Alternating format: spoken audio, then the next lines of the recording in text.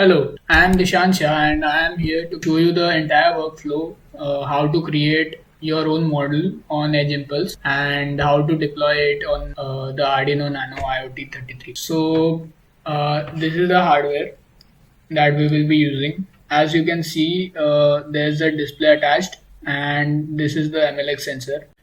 So first you need to upload the code for data collection that has been provided in the project.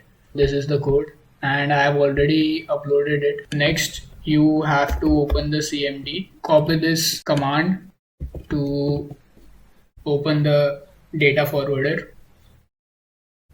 As you can see, our device has been detected on COM3. Its frequency is also calculated automatically and I have already configured the device. Now let's move on to the Edge Impulse side.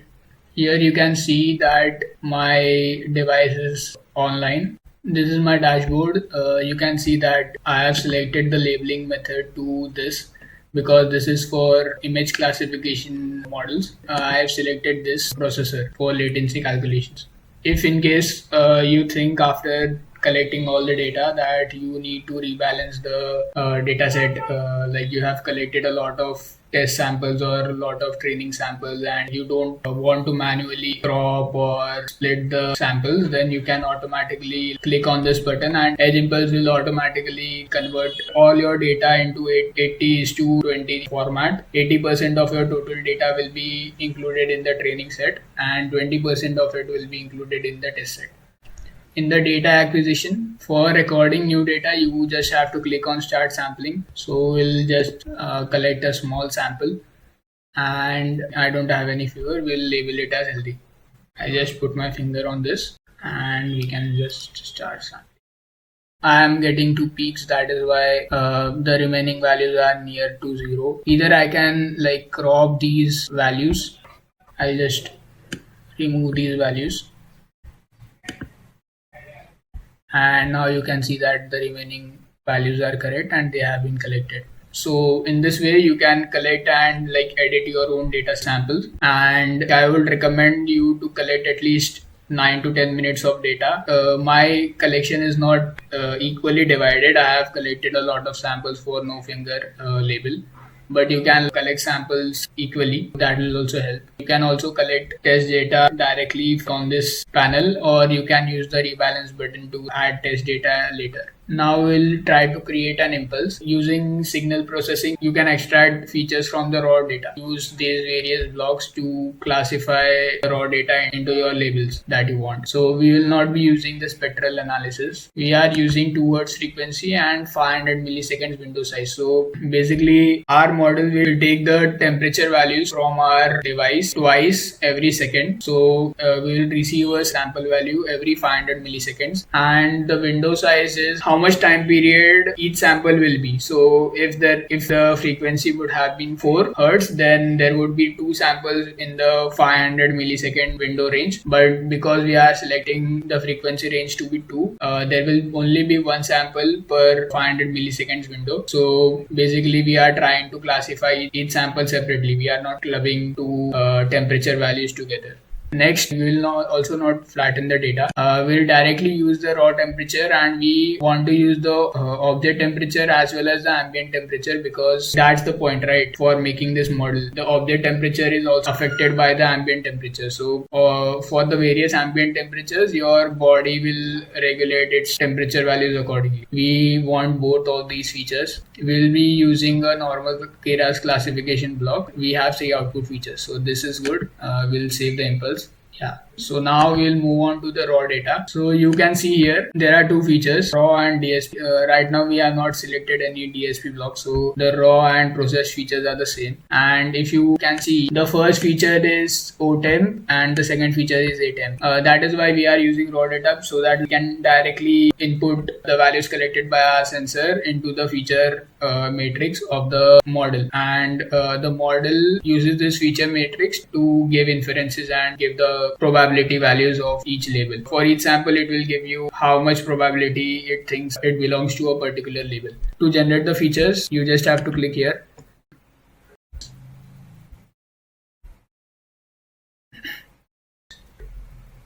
it creates clusters of nearest neighbors having the same label, and so you will get something like this. Values which are having the same label, they are pretty much in a particular area. Here we can actually create the network architecture. So there is an option, if you are comfortable with Keras, then you can directly use this option to code it in the Python language using Keras. But if you are not really familiar and you want to have a block like structure, then you can directly use this. For a small model like us, it is better to keep the model as simple as possible, because the more complex the architecture will be, the more time it will take to train the data. Also, it will take more resources and it will take more time to run the inference as well. You can also see the various layers that are available in Egyptpulse, and we are using the simplest layer, which is called a dense layer. You can use the default architecture, you can add another dense layer, but I would recommend not to add more layers than this. 50 epochs should be sufficient for our data. It is not much. 50 should give us a pretty good accuracy. So let's start training. The accuracy, the loss is decreasing, which is good, and the accuracy is increasing, which is also good. Make sure that it is not the other way around, and in case the loss is increasing, then you should change the data. Look at the data again and see if you have misclassified any sample, or you require more data, or something is not right. So as you can see, our accuracy has almost reached 99.9%, and our loss is less than 1%. So it is a pretty good model. It is also possible that the model is overtrained. That we will get to know once we try it on the test set. Right now it looks pretty decent. As you can see, all the objects have been classified correctly. On the live classification page, you can use your device or use any saved test sample. You can load the sample and use the model you have just developed to classify it. And as you can see, it was a no finger sample, and all the windows inside the sample have been classified correctly. And if you want to collect a new sample, you can use this. Finally, we will see the testing accuracy. So let's press classify all. It will classify all the test samples and give us a test accuracy. If your training accuracy is very high and your test accuracy is very low, that means that you have overfit your data and you require more data, or you need to reduce the complexity of your architecture. You need to make it simple. So as you can see, our testing results are pretty good. So we can directly proceed to the deployment part. For deployment, select the Arduino library. Keep this option enabled because it will save a lot of memory and keep the accuracy same. Analyze the optimizations. So as you can see that hardware requirements are same. The flash usage is a bit high, but the unoptimized float32 optimization is better than this one. So we'll build a dataset for that. So click the build option, and that's it. You have developed your first model and also deployed it in the form of a library. So now, after creating the model and downloading it as a zip file, we will look at how to import that library on the Arduino IDE and use it with the device to give real-time inferences.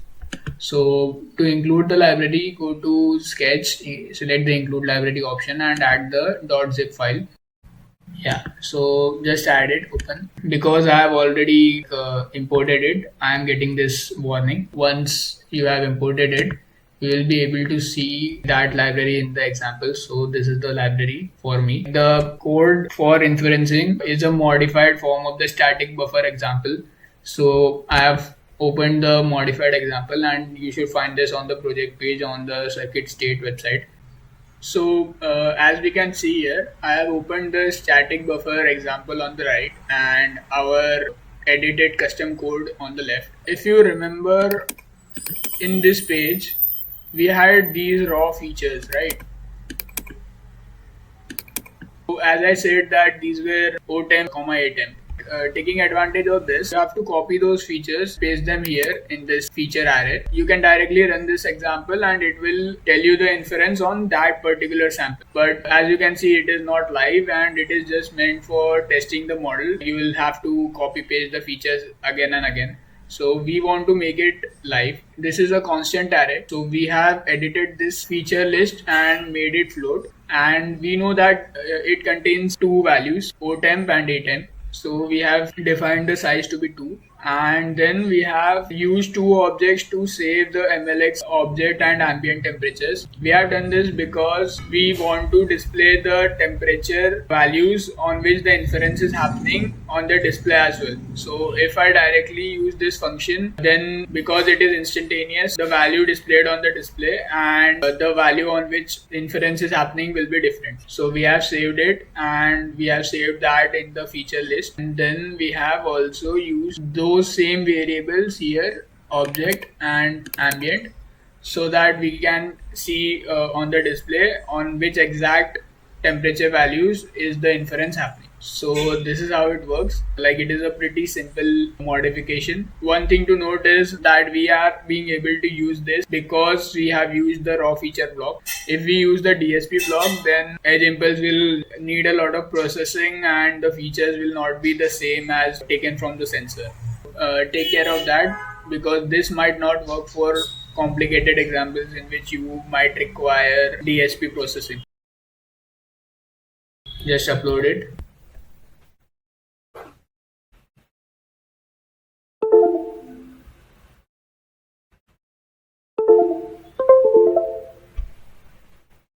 So as you can see, right now I have not placed in my finger on the sensor, so it is showing no finger at the highest percentage. And now I have placed my finger and it is showing healthy. Just touch the sensor so that the measured temperature value of the object increases, and as you can see, it is showing free. You can also see all this along with the temperature values that are being calculated. And as you can see, the classification is pretty fast because there is no DSP block. There is no time taken to convert the raw features into the DSP features, and the classification itself takes only 3 milliseconds. So that is the reason why I recommended the fact that you don't use any DSP block, because that will unnecessarily increase the time of inferencing. And yeah, that's it. You can add more sensors, more parameters, and do wonderful things with this technology stack. That's all for today. Thanks a lot for listening.